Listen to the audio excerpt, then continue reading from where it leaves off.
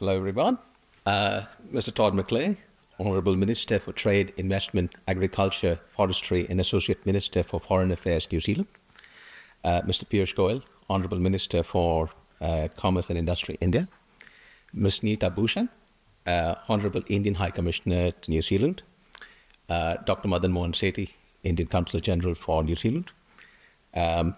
Simon Ridges, CEO of Auckland Business Chamber, and distinguished guests, ladies, gentlemen.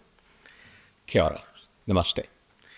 My name is Ganesh Ramani, an Indian by origin, Australian by nationality, and today the country head for Tata Consultancy Services in New Zealand.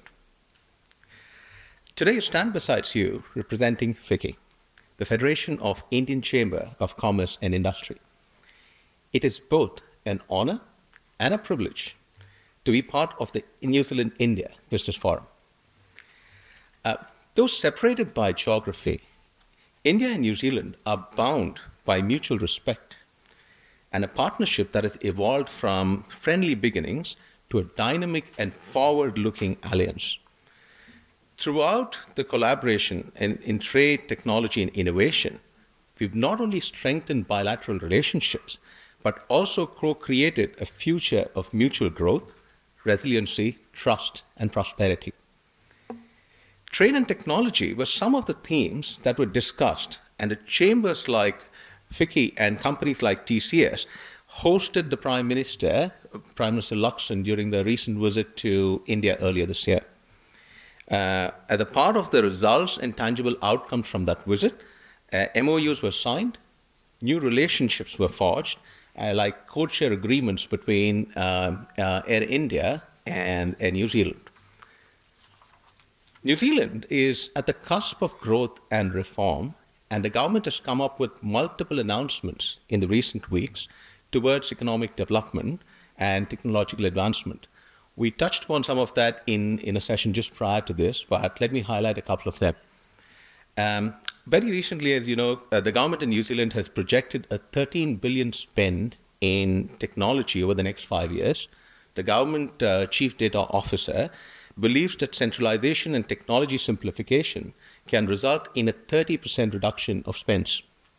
In addition, there are discussions to explore the possibility of building a digital identity core and exploring ways to consume this identity framework. There's also a lot of interest in payment transformation, adopting components from the India digital public sector infrastructure stack. So a lot of good conversations that are flowing in between both the chambers as well as the corporates and governments between India and New Zealand.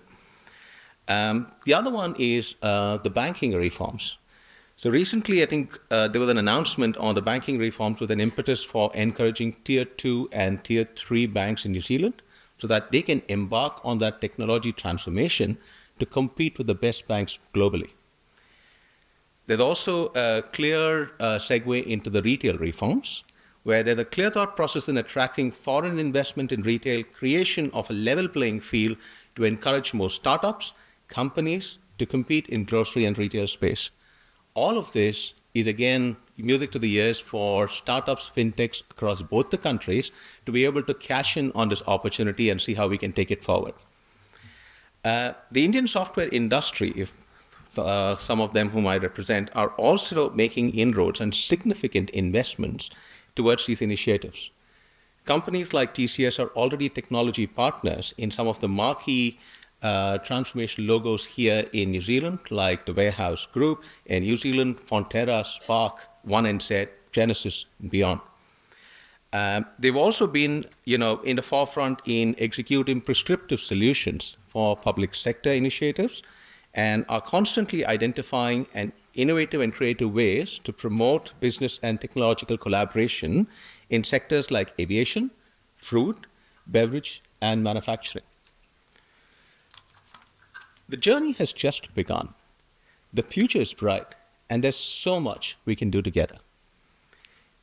Your Excellencies, ladies and gentlemen, India and New Zealand are not merely trade partners.